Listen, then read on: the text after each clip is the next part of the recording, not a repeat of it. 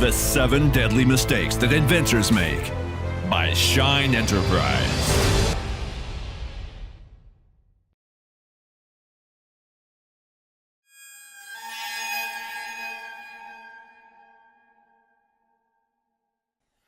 Welcome to your next deadly mistake, getting a bad patent from a patent attorney.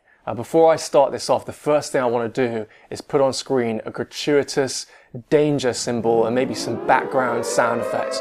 You may be thinking, because this is further down the deadly mistakes list, that maybe this isn't as important, but this is probably the single most destructive deadly mistake. And in fact, when it comes to patenting, without doubt, this is the single most destructive deadly mistake you can make. You could come up with a perfect product. You could develop a world-class product. And if you mess up the patenting or think that a patent attorney's got it all covered, leave it all to them, and then this happens and you get a bad patent granted that doesn't fully or perfectly protect your inventive concept, this could destroy everything, because the companies you go to and try to license your invention to will take a look at your product. They'll get their experts to look at it, and they'll then just decide, you know what, we can develop this and his patent doesn't protect him anyway. We don't need to pay him anything. So this could be the single most destructive mistake of all of the deadly mistakes, and it would be a nightmare if this happened. So this is a danger moment for you. And what I want to focus on, I could focus on a lot when it comes to patenting, but what I want to focus on this deadly mistake are the 2 key things you need to really watch out for that lead to bad patent applications being drafted and filed by patent attorneys for inventors like yourself. As we're going to see, it's not the patent attorney's fault. It's actually your responsibility. But the reason this happens, there are 2 main reasons I want to focus on. And the first one is miscommunication. And what I mean here is miscommunication between you and your patent attorney or patent agent, whichever patent practitioner you're using. And this tends to come down to the fact that a patent attorney is someone who tends to be from an engineering, kind of skilled technical background, and also the language of patenting is kind of different from any other language. I know, because I've had to study and master this art, and it's a whole different way of defining things. It's all about definition of words and terms, and it's all about drilling down into minutiae. It's not general creative thinking. It's very technical and it's very unusual. So they're thinking in a slightly different language. They come from a technical background. You may or may not, and you don't know the language of patenting right now. And this can lead to really bad miscommunication. And the miscommunication then leads to the second thing that I want to focus on, which is the claim 1 of your patent application. Do not worry if you don't know what I mean by claim 1. By the end of this deadly mistake, you'll totally understand it, and I'll explain it to you in a way which makes complete sense to you. But the claim 1 in nearly all patent applications, when it comes to European patents and patents from all around the world, and even in most or a huge amount of US patents, is a kind of definition of your invention which defines not only what your invention is, but defines the patent protection that you get. And if this is wrong, then no matter how good your invention is, and even if your invention is disclosed well in the rest of the application, if that claim 1, that one thing is wrong, you're finished. In a lot of cases, you could be finished. You could have protection which does not protect your inventive concept. And as you know, I'm sure that makes you nervous even thinking about it. That could be absolutely catastrophic to you. The good news is, if you sort out and get a basic understanding of this thing, this claim 1 that I'm talking to you about, if you kind of understand what's going on with the claim 1, then not only will that sort that out, it will also sort out the issue with miscommunication with your patent attorney, or it'll sort out a huge amount of that, because you'll understand what's going on a lot more. So the way I want to explain this to you, which is going to be a really good way of you actually seeing this in action, not just in theory, is an example. And the example where this happened is someone called Tom Schultheis. Now, you might have seen Tom in other deadly mistakes before this, and you might have seen his invention. His invention is this concept of having an upward and outward cleaner that kind of goes on top of a floor cleaning apparatus or is attached as part of it, and maybe is removably attachable, you can wash it, etc. And whilst what you're seeing now is a demo version, it's not a finished product, this is just kind of invention concept. If it could be converted into, it could form products which become very important if the products look really good and are kind of desirable to, consumers. So we're going to look at the example of Tom, and I want to start off with a video from Tom. What I want to say before we start, as you'll see as I go through this is not a mistake by a patent attorney. Tom's patent attorney was a very highly skilled patent attorney. I've worked with him and met him and worked with him on the patenting of Tom's invention. This is not about a problem from the patent attorney's point of view. This is about you taking responsibility for this situation. So let's take a look. We'll take a look at a video of Tom now. And in this video, Tom will mention how I looked at his patent application and within 20 minutes, I told him I could break his proposed patent. Actually, in truth, it was about 5 minutes. Within 5 minutes of looking at this, and a lot of it comes down to this claim 1. So we're talking within several, just a few minutes. Take a look at Tom and see what he says about his patent application. Hi, my name's Tom Schulteis, and I'm the inventor of the brush up and the iBillfold 2. Both of these items I hired an attorney for early on in my pursuit of a patent and had them pending prior to meeting Jethro and watching his deadly mistakes. I was doing research on the web and found Jethro's Shine Enterprise after I had already published or had filed my first application with an attorney here in the US. Once watching all the videos, I was well aware that I needed to contact Jethro and let him review my material. After he did review it, and we had a long conversation after that, he's so articulate and he thinks so deeply.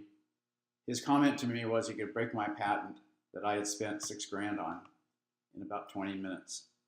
And that began the process. The end result is he ended up working with my attorney at more great expense for me with the attorney. But now we have, we believe, very strong patents pending and published in both the UK and the US. I highly suggest you go through the videos, sign up for his program, and take advantage of his in-depth knowledge and his articulate and well thought out nature on developing products. My initial patent that I had filed with the attorney in the US that ran me $5,000–6,000 was very limited.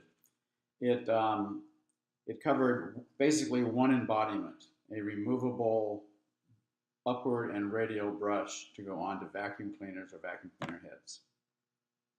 With the extensive research that I was able to do through Jethro and his incredible mind, we were able, in my mind, we were able to get all upward and radial cleaning real estate for all downward cleaning apparatuses. Start with Jethro before you go to a US attorney for it.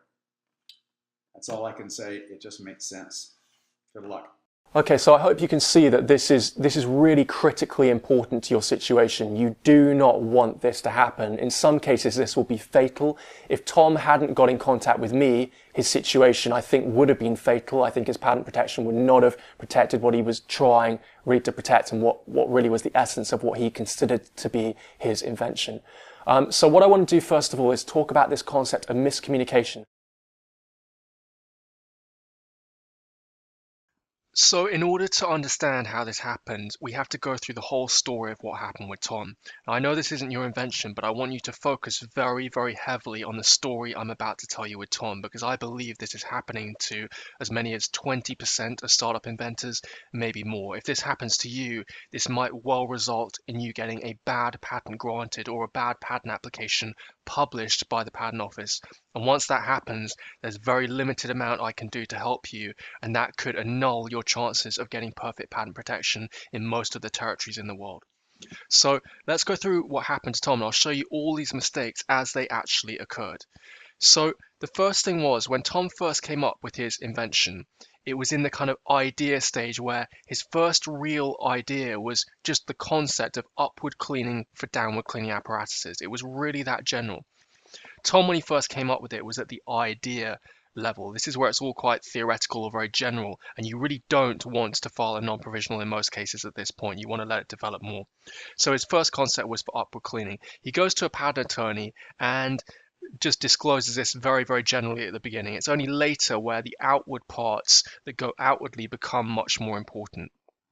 So he does that. Now, as Tom's disclosing to his patent attorney, he's got several different versions of his invention, but one of the things he was really, really keen on was this mounting bracket version.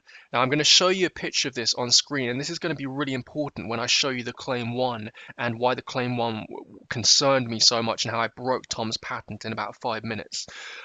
So the way that he wanted to do it at this point, one of his important versions was this metal kind of mounting bracket. It could be metal or anything else, but it was a metallic mounting bracket, and the mounting bracket was supposed to stick on or adhere on in some way to the head of an apparatus. So you can imagine your kind of one head on your vacuum cleaner or your broom or whatever it would be, and it can kind of adhere or stick on with this special sticky tape or whatever way, and can go onto the head of the apparatus.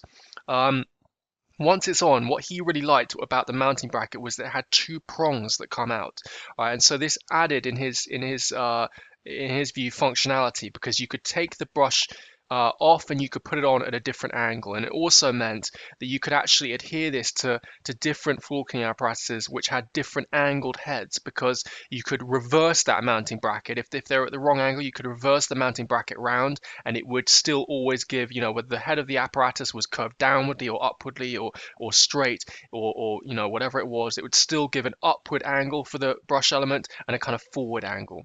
I wasn't mad on this mounting bracket, because I think with invention, the moment you ask your user, the person buying your invention, to do stuff, in other words, here to stick something on, the moment you ask people to do stuff and then also to take it off and add it onto the bracket at different angles, the moment you ask someone buying your product to do stuff, you're less likely to get success with your invention. People live in their bubble of life and they don't really want to think, and if your invention can give them something extra without them actually having to think at all, then that's a really, really good thing. And Tom's invention does do that in the fact that you can clean just as you normally would, and it engages much more surfaces. But I wasn't mad on the mounting bracket. However, this was one, not his only, because there are other important versions, but this was one of his preferred versions at this point.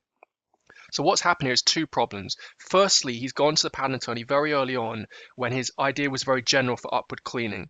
And it was only later, when the sideways radial parts became important, that it became clear that that was really crucial to his invention, because the outward parts allow to engage not kind of diagonal and sideways parts, like when you're skirting borders, you're hoovering past it. And this really is absolutely essential now to Tom's invention. So it would have been better if he'd waited till it was developed more. So remember, try not to go to a patent attorney, or really in general terms ever file or get ready for a non-provisional whilst your invention is in this early idea kind of stage where it's going to develop much more heavily as we go later on. A provisional patent application is usually better at this point. The second thing, as I said, is when he disclosed it to his patent attorney, obviously his patent attorney looked at this version particularly, this mounting bracket version with this brush clip and this kind of brush that goes into a clip and then a mounting bracket on the head of the apparatus. And it seems that his patent attorney believed that this was the concept which Tom wanted to patent. In other words, not patent the general idea of upward cleaning, but patent this attachment system and mounting bracket. And that's really the kind of key issue that happened here, and why his non-provisional became very limited in focusing on just his attachment system rather than his general invention concept. Right, now what I want to do is talk specifically about the Claim 1 that Tom's patent attorney drafted and where the problem lay. And I'll explain to you about the ramifications of this for your invention, and why you looking at the Claim 1 that your patent attorney or patent agent drafts is absolutely key. Because in Tom's application, and in nearly all other applications, a few US applications aside, the Claim 1, this claim, is what's going to define your patent protection. So remember how important that is. Let's take a look at the video, and I'll look at the claim and I'll explain to you exactly what was being claimed and what the limitation would have been, and you can make sure this never happens to your invention. Okay, so the next thing I want to do now is look at the claim 1 that was drafted in Tom's non-provisional application, and look at that next to a drawing so you can see how this works. So you can see a drawing on the right-hand side, which was one of the patent drawings in Tom's US non-provisional that he sent to me for me to file in the UK. And just to show a little bit clearer what's being shown in the patent drawing on the right, what I've got on the left now is a freeze frame from Tom's video of his invention in action. And what I'll do is I'll take you through each part. As you can see, we've only got 3 parts here, so it's very, very simple. And the top part in the patent drawing on the right, we've got the brush element. And you can see in the video on the left-hand side, you can see the brush element clearly there. So in the patent drawing, the brush element fans out a little bit at the side, but not fully to 90 degrees, as in Tom's preferred version now. But that's the brush element there depicted in the patent drawing. The next part below that, we've got the brush clip.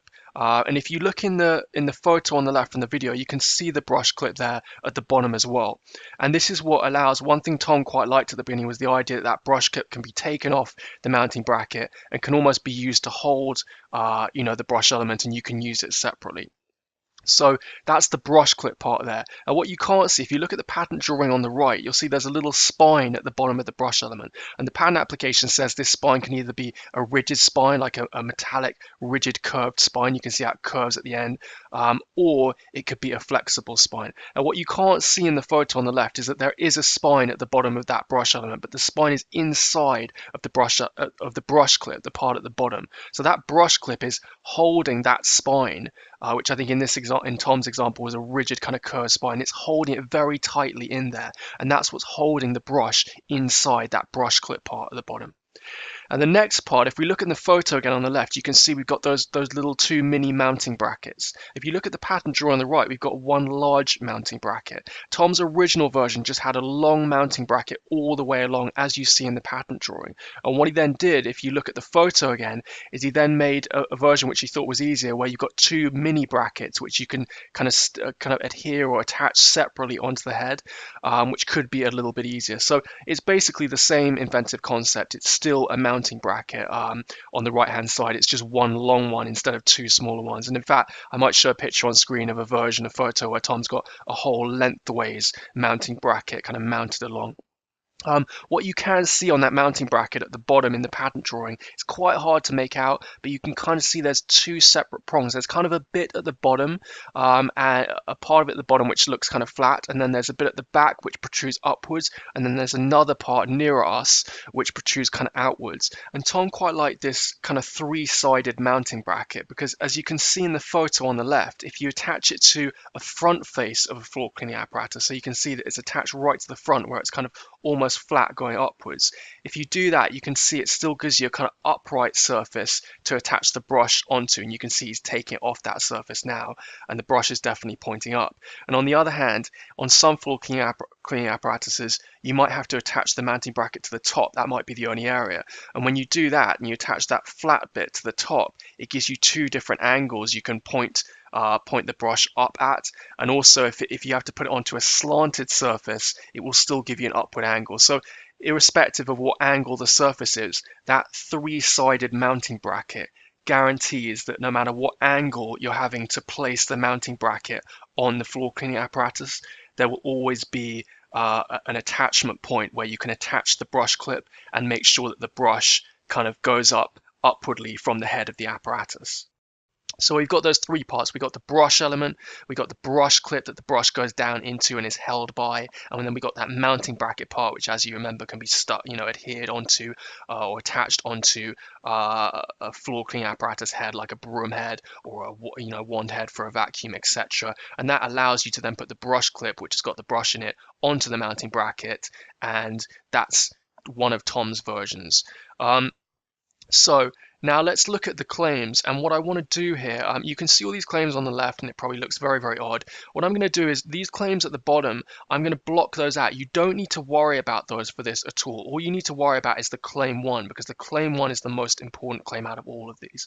So I'm just going to get rid of those other claims and we're going to focus only on the claim 1, and I'm going to tell you how I was able to break Tom's proposed patent in about 5 minutes. This is really, really important to your invention, and exactly the same thing's going to happen, because when your patent application gets drafted by a patent attorney or a patent agent, whoever you hire, you're going to get a claim 1 like this, and just like this, it's going to have a little list of stuff, a little list of things, and you have to go through this same process with your application and make sure this doesn't happen to you. So let's start with the claim 1, and just to make it clear, the claim 1 is the one which says the number 1 before it, all right? That's what we mean by the claim 1. Don't worry about the other ones, 2, 3, 4, 5, 6, all that stuff. We just need to look at the one which has the number 1 before it. And it starts the claim in his original non-provisional before he came to me. It starts by saying an upstanding brush assembly for attachment to a cleaning apparatus, right? Now, all this means, upstanding brush assembly, just means the brush is upstanding, goes upwards, which of course is important, and it's an assembly. So what's being claimed here, what's being said in his non-provisional is assembly just means a kind of almost like a collection of parts, right? So we're about to set out this collection of parts that define this invention. The next part, said upstanding brush assembly comprising, really just means this invention is made up of. Don't worry about the language there too much. It just means this invention is made up of. And then we get to the important part. This is where in the claim 1 we have a list of elements, and you're going to get this too in your claim 1, a list of elements which are essential to the invention. It's very, very important that all of these things are essential to the invention. You're going to see why in a second. In fact, before we go on, I'll explain why. If a competitor comes up with, someone tries to compete with your invention in the market you've got your invention in. So let's say DizShine is a shoe cleaning device, your invention is in a particular field, Tom's is in floor cleaning apparatuses. If a competitor, once you release your product, tries to compete with your product, if their product has all of the features in your claim 1 which is granted, so every single feature that's included in your claim 1, you can block them. But if they're missing even one feature, if their product doesn't have one of the features in your claim 1, so your claim 1, let's say, says that your invention is pink and has pink and purple spots, which of course is ridiculous, but let's say your claim 1 said your invention has pink and purple spots, then even if their product, this competitor, had all of the other elements of your claim 1, if their invention didn't have pink and purple spots, so it basically copies your exact concept but doesn't have pink and purple spots, then they won't be infringing your patent and you won't be able to block them and successfully take them to court. Because if your claim 1 says your invention must have pink and purple spots and their invention doesn't have that critical feature of your claim 1, then they're not infringing your claim 1 and not infringing your patent in that case. Right, so let's go through the list of Tom's claim 1. First thing we've got is a brush element. Well, and I'll point these out on the drawing to the right so you know this can be made really clear to you. So we've got a brush element in the claim 1. Well, Tom's invention definitely has to have a brush element. I mean, the whole crux of it is that there's a brush going upwards which cleans upwardly. So brush element we're good with. That's definitely an essential element. So that's cool. That's fine being in the claim 1. Next element after that, we've got a brush clip receiving and constraining the brush element. So that just means that brush clip part you might have seen that you can see in the drawing there, and I'll highlight it. And of course, you can see the brush element has that spine at the bottom, which could be, his application says could be rigid or could be curved. And that spine, and therefore the brush element, goes into the brush clip and is held by it. Right, so that's what's being said in this claim 1. The invention must have not only the brush element, but that brush clip that the brush element goes into and is received by and held in, therefore constrained in. So we've got those two parts so far. And finally, the final element which it says Tom's invention must have is a mounting bracket attached to a surface of the cleaning element. I think it means, when it says cleaning element, I think it means cleaning apparatus. So a mounting bracket attached to a surface of the cleaning apparatus, that's probably just a typo there, and engaged by the brush clip for positioning the brush element in a substantially vertical upstanding position. Don't worry about some of that language there. It'll be a bit unusual the way it sounds. All that's saying is that his invention also must have or include a mounting bracket that gets attached to a surface of the cleaning apparatus. In other words, that the head of the apparatus, as you've seen in Tom's versions, the mounting bracket attaches onto that head, and then the brush clip then engages into the mounting bracket. And because the brush clip has got the brush element in it, once the brush clip kind of engages onto the mounting bracket, the brush therefore extends upwardly from the cleaning apparatus. So really what is claimed in his non-provisional and the way his invention is set out is it's really claiming this particular thing you see in the drawings, which is three things, just a kind of assembly of three things: the brush element, the brush clip, which the brush element goes into and is held by, and the mounting bracket, which the brush clip then engages onto to attach the brush element onto the head of the apparatus. Now, also his application, I think, suggested that the mounting bracket could be molded in some way to the head of the apparatus. So it's a bit, could be made, maybe it could have been more clear, but it could be that it also protects versions where the mounting bracket is molded in. In other words, it's integrally formed as part of the head. So I looked at this, and within a few minutes, Tom having disclosed his invention to me, and me knowing that his invention concept was upward cleaning for floor cleaning apparatuses, and that's what excited him, I looked at this and I got very, very concerned, literally within minutes. And I'll tell you why. In fact, there were quite a few different versions which concern me, which I thought this could be a real problem for the way the invention was set out here. But I'll focus on one particular version because I think it will help you understand this. And remember, this is critical to your invention. You're going to go through the same process exactly of having a Claim 1 drafted for you, and you've got to check it in the way I'm going to check through this now.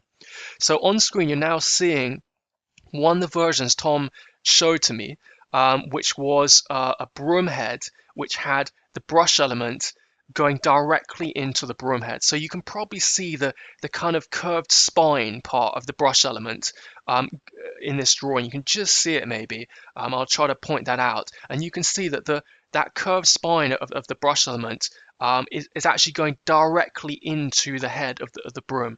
And I think the way this was done was just a little groove was cut into the broom, and then the spine was just literally stuck into that groove, and you can see that's enough to make this come out. Now, Tom thought that all versions of his invention were protected by this non-provisional that was filed.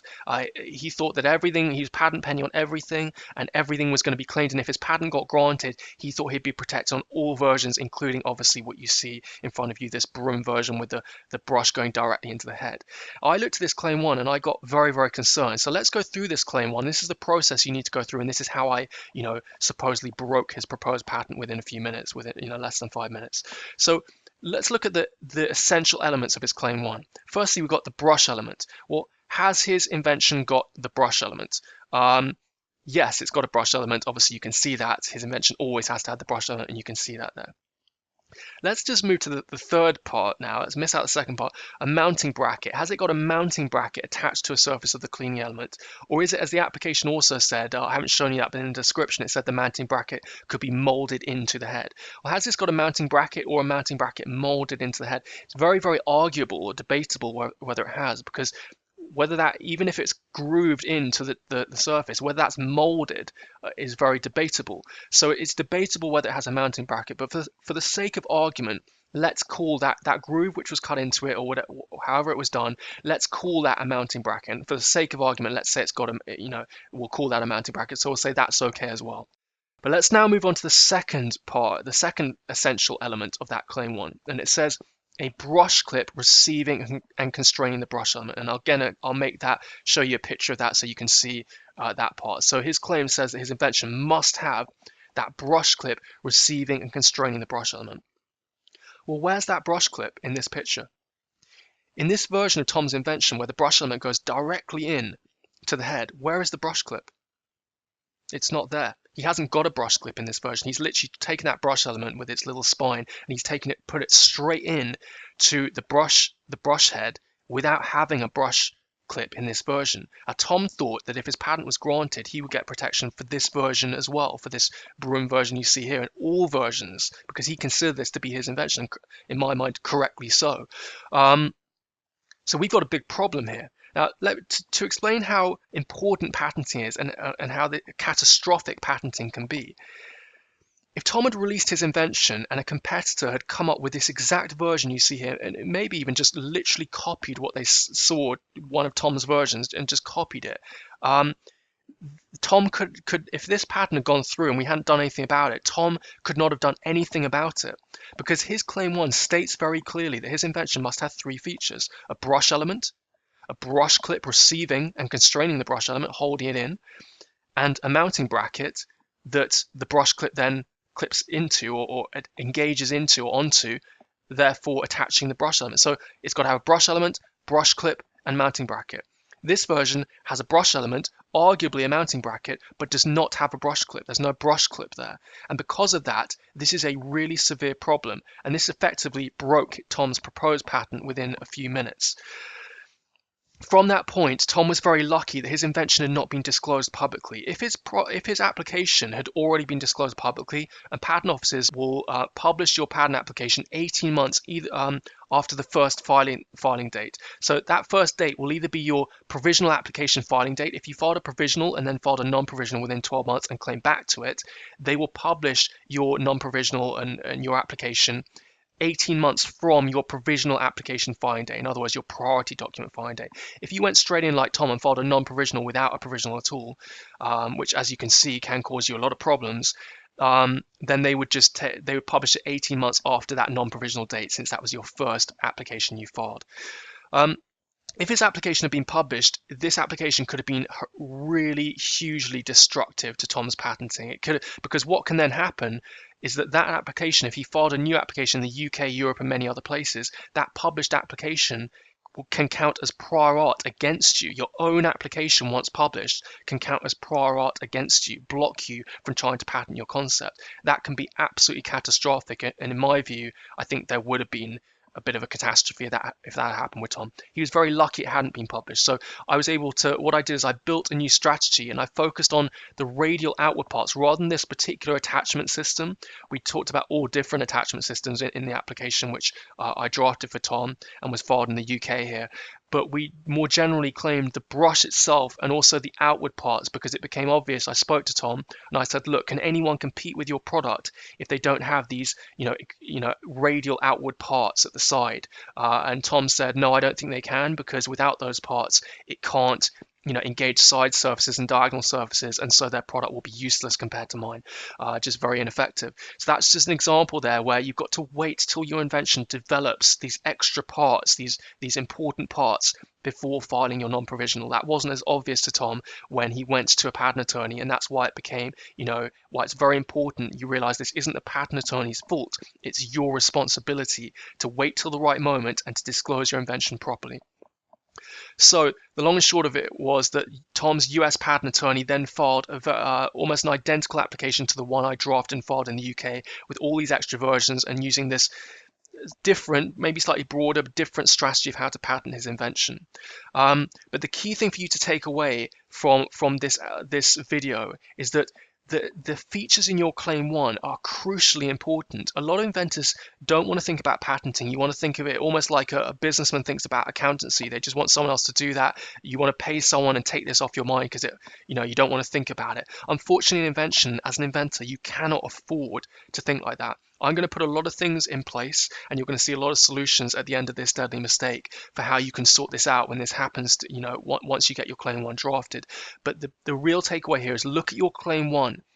Look at the description of your invention, the definition of your invention in your claim 1, and look at that list. You'll see the list, and you'll always see a kind of the return button is always hit after each element. So you'll literally see a list of elements, as you can see here, a brush element, a brush clip, a mounting bracket, and you'll see them on separate paragraphs because whoever's drafted it will always hit the return button after each element. So go through that list of essential elements, and this is the key thing here. Make sure there's not something in your claim 1, like the brush clip in Tom's claim 1, which your invention can actually do without.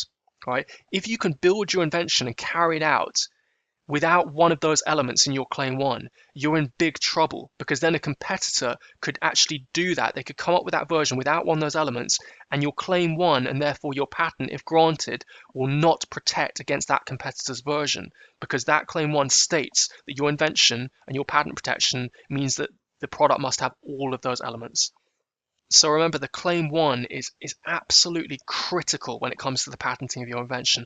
All your focus should be on the claim 1 right now. One of the things which is different with the inventor's journey is we work on the claim 1 before anything is started, even before the patent search, and then we use the claim 1 actually to define your invention, to get your invention searched. right? We actually search that claim. So focus on the claim 1 first. There's actually a really big argument to say, despite how exciting being an inventor is, despite how exciting your invention is and how it could change things, despite how exciting product development, product design, prototyping is, despite how exciting getting a perfect patent is, there's an argument to say that at the beginning of the process of your invention, right now, if you're at the beginning, that literally the first thing you should be working on right now to get the whole foundation in place is getting your claim 1 sorted out. Because if you get that in place, that could define your perfect patent protection before you even begin and make the whole process a huge amount clearer.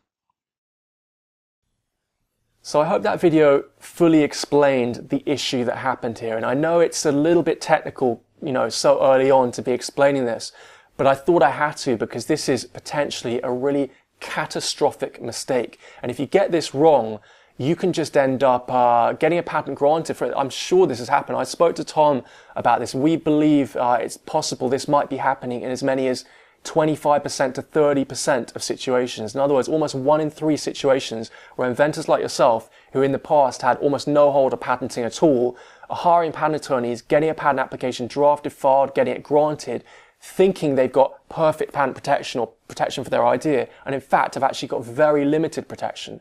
If Tom had gone on without meeting me, I think his protection would have been defective. I think he would have been in a lot of trouble. I think he would have ended up only getting protection of this multiple placement system for how to attach, the brush element to the head, maybe in multiple different protruding things coming out. And if he'd gone to a company to try to license this idea, they would have just taken a look at it and then they would have said, you know what, thank you very much for approaching us, but we've got other versions we're going to look at, so they probably would have looked at his patent, realized that his patent didn't protect him, or in your case, realized that your patent doesn't protect you. And then what they're going to do is they're going to design around your patent and come out with versions that effectively are your same invention concept, but are not patented by your patent and not protected by your patent. And that's, of course, going to be a nightmare situation for you. Luckily, I've got quite a few things in store for you to try to help you with this, and I know it's a challenging situation for you. So let's take a look at the summary and let's take a look at the solutions on offer to you, which I think are going to be very, very helpful. Here they are. So in summary, you cannot afford to have the thinking with your non-provisional patent application that a patent attorney is just going to take care of this for you. You have to avoid thinking that just because they charge a huge amount of money, or just because you're paying a lot of money, or just because they were recommended by someone or are considered to be extremely high quality, you have to get out of the thinking that that means that they're going to take care of this for you. As you've seen with Tom, and as I've told you, I believe there is a 20 to 30% chance that you're going to go to a patent attorney, pay thousands of dollars, and you're going to get a bad patent application drafted for you. And as I've told you, there are 2 reasons that this happens, 2 main reasons. 1, miscommunication with your patent attorney, because you're effectively talking 2 different languages. They're talking the language of patents, you're talking the kind of layperson's language. And 2, the claim 1. And it really all comes down to the claim 1, because if we sort that out, and if you sort that out, that sorts out the problem with miscommunication too, because you'll understand how to avoid these mistakes. So in terms of your solutions, as you've noticed from this deadly mistake, it's really all about the claim 1 for your invention. I can't state enough, and I know I'm repeating myself, that the claim 1 is absolutely essential to your situation right now. And as strange as it seems, because no other person, no other company in this industry has told you this, if you look at the inventor's journey, the first thing you should do right now, even before getting a patent search, is get the claim 1 locked down. What I'm going to do is give you some solutions for this, and I think the first option you're really going to like, because I'll do it for you. In fact, 2 options I'll do it for you, but you also have some resources to do it for yourself. But again, before we go on, I just want to say, I know that it's very, very odd that you're being told about this claim 1 thing and you've never really probably heard of it before.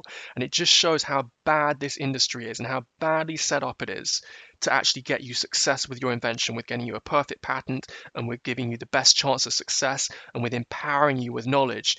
It shows how badly it's set up that you've never heard of this before. This is the be-all and end-all, and I can tell you, as an inventor, product designer, and elite patent specialist myself, when I come up with an invention, the first thing I often do is walk to the park with a pad of paper and I start drafting the claim 1.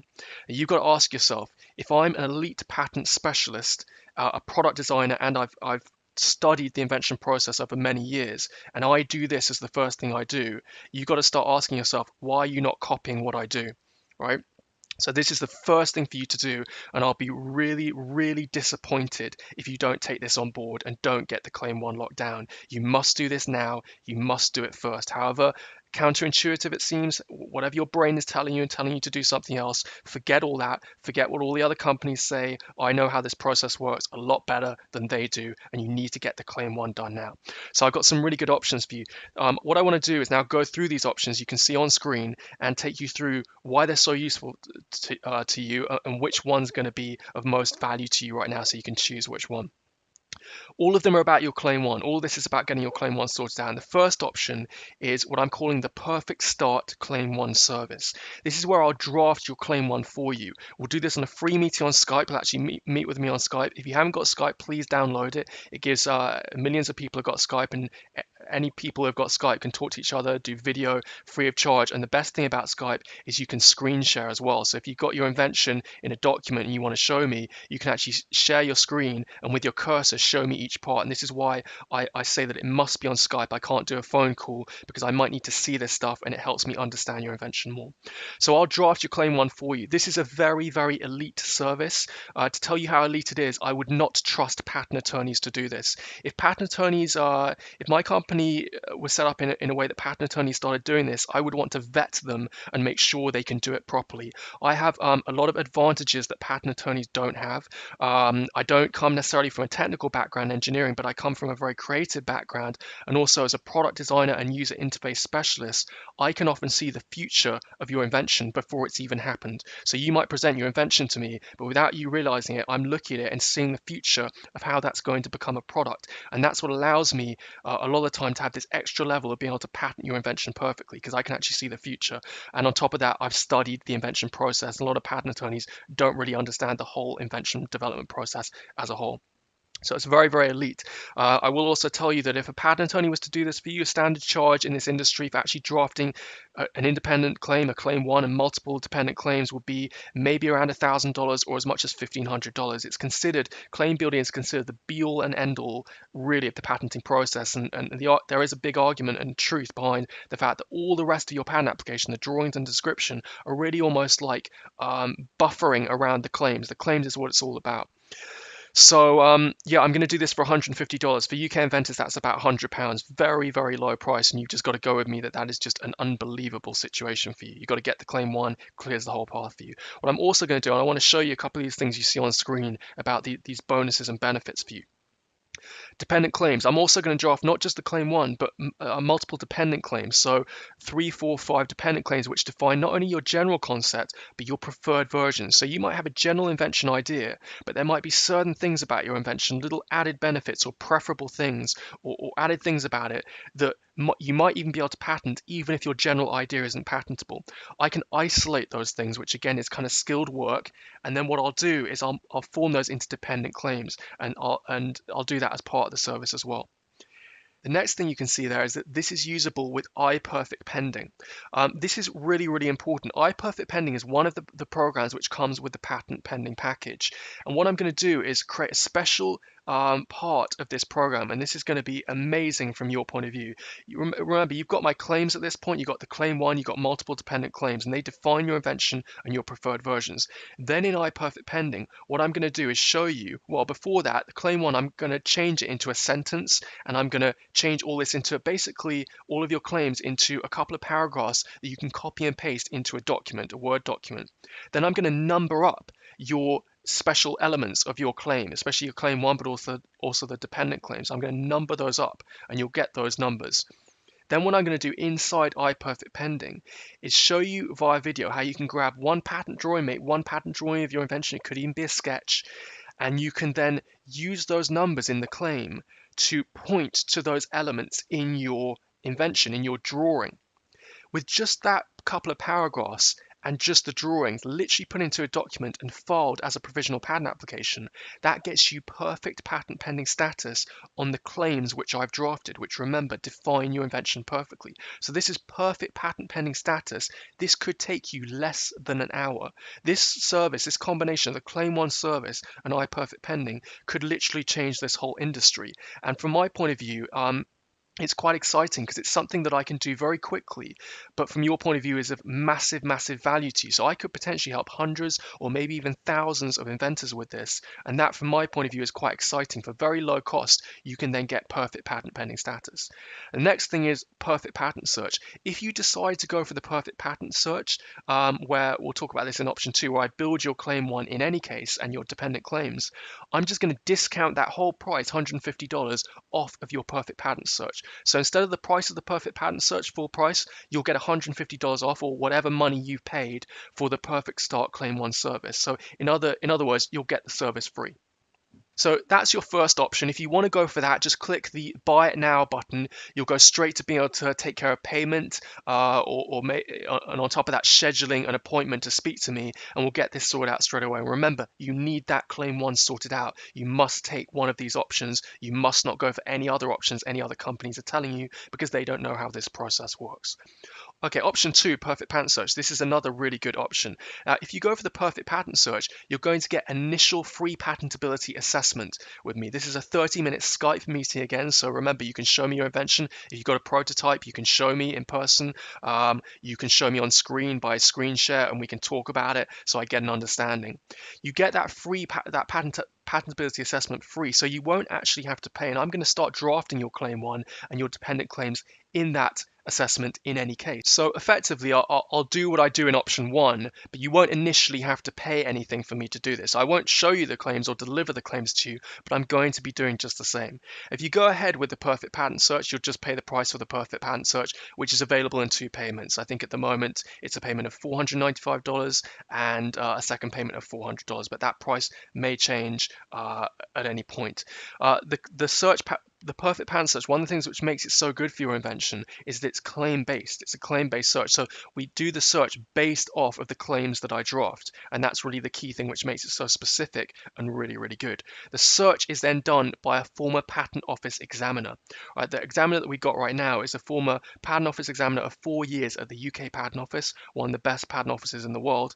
And before that, served for 20 years as an avionics warfare systems expert in the British Army. So whoever you work with at Shine, all of the people working here are pretty much the best of the best. That's what your invention is going to get.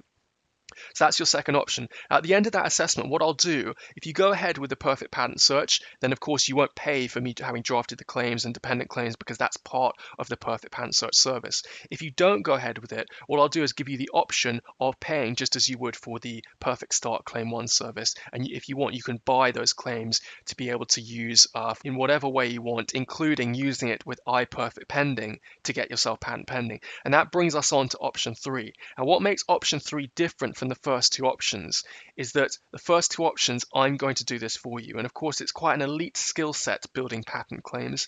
And no matter how well you do, it's definite I'm going to be able to do it better than you. I've been doing this for years, and I've studied it, and it's a particular part of patenting which I specialize in. But option 3, I do have an option where you can do this yourself, and this is the patent pending package. So this is a package of 3 programs: iPatent pending, iPerfect pending, and iPatent drawing.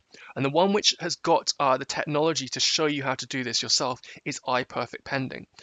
In that program, and you'll see that on screen now, there's a section where I show how to do this yourself, and I use this example, this invention which I call Spoon, which is really good for you because it's a very simple invention, this inventive concept of opening and closing holes in the head of the spoon to be able to interchangeably drain and store fluid. Because it's such a simple example, it shows you how the process works. And I'll actually build a perfect claim 1 for Spoon in front of your eyes, and I do it in a way which shows you how to do this for yourself. This is a really massive bonus of getting the patent pending package anyway, because including that, you've got iPatent pending, which is a full program of how to draft and file a provisional patent application.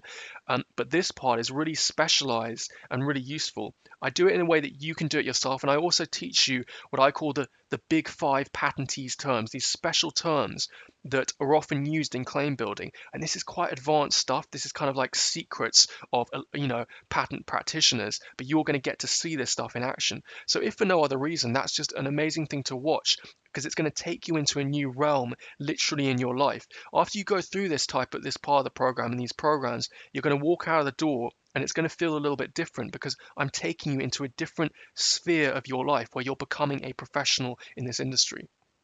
So the patent pending package, there's two options for how you can pay for this. You can either pay monthly, in which case it's $69 over 6 months. So you'll pay $69 today, and then from that point on, you pay $69 for the next 5 monthly payments. Or you can pay one-off payment, save $45 off the total by paying $369. Either way, all these programs, these patent pending package programs or digital patenting programs, come with a no questions asked 30-day money back guarantee. So as you can see at the top here, all you need to do during 30 days, if they're not for you for any reason, you can just email help@theinventorsjourney.com and just say, you know what, it wasn't quite for me. Thank you very much, it wasn't for me. Please could I have a refund? That will be done immediately, and it's absolutely no problem at all. So there's no risk for you in terms of that, and that's the case whether you go for monthly or the full payment. The other thing with the patent pending package is you do get an extra program, which is worth $45 free, which is the Beginner's Patent Search Pro, which is a really, really good program. It's one of the favorite programs that I've made. And it's a 45-minute tutorial showing you advanced stuff of how to use Google Patents to just make basic key phrases, description kind of phrases of your invention, go straight onto Google Patents and do a really good preliminary patent search, which is quite fun to do. And that can kind of help you then draft your provisional, because you know kind of what you can patent. One thing to bear in mind, if you just see at the bottom here, refund policy. In terms of the claim one, perfect start claim one service, you might be thinking, hey, that's for me, but what if something goes wrong? Am I going to get my money's worth? Well, if for any reason I can't build the claim one, a reason for that could be, let's say that your invention is a method type invention rather than a physical product. I don't specialize in methods. I have got a couple pending at the USPTO, but they haven't been patented yet. And I don't like to do anything or offer any services unless I'm extremely good at what I do. And so I don't really offer services for method patents. If you were to pay the money and then we go through and that becomes apparent, I'll just refund you if I can't do it. Another reason I might not be able to do it, if the invention I think is really not patentable, or obviously not patentable or not commercially viable for a very obvious reason, I don't want you to spend any money where you don't need to. So that's another reason why I might refund in that situation. So in summary, again, claim one is really important. This is this is something which you need to look into right now. It's not something to put off, and it's not something to factor into the way you are moving forward. You know that I've studied this process, the invention process, for 3.5 years, and I'm telling you, this deadly mistake is very important, and it can be solved by you doing the first thing you should do, which is get the claim one locked down. You probably want me to do this for you, in which case go for option 1 or option 2 and click these buttons you see here.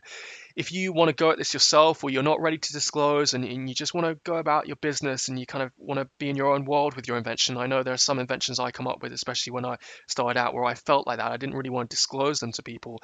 Then why not go for the patent pending package? Choose your plan by clicking this button here, and get into iPerfect Pending and have a go at this yourself and see how you feel. That will give you a really good feeler as to, firstly, how important this is, also how much you can do it yourself, and also whether you want to move forward with this for your invention. Again, the benefit of those programs is you then, once you've bought them once, you've got them for any invention you've got. So if you've got 20 inventions, it'll work for all of them.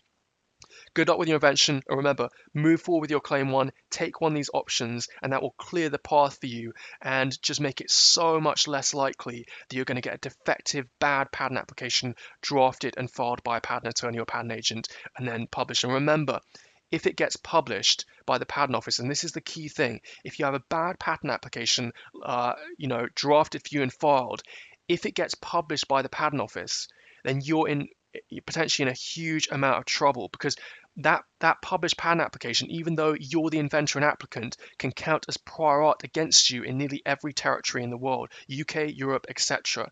And that's going to mean that your own patent application is going to block you getting a patent if you file a new application with a similar type of invention with some of the similar features. So be very, very careful. Lock down the claim one, choose one of these options, and move forward purposefully. I really look forward to helping you, whether it's directly or indirectly with the programs. Good luck.